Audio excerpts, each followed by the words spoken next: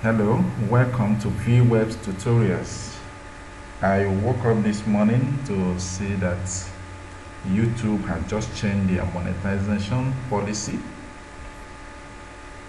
which was formerly for you to have a 10,000 lifetime views. They have just changed that, and I saw in my monetization that you can apply for monetization at any time to be approved. All channels need at least 4,000 watch hours in the previous 12 months and 1,000 subscribers. This requirement allows us to properly evaluate new channels and helps protect the creator community.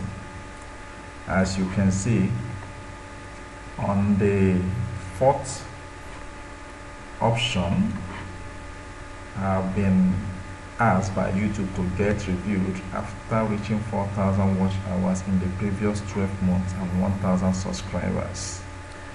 So what this means is that anyone with small channels struggling to survive on YouTube can kiss that dream goodbye 100%.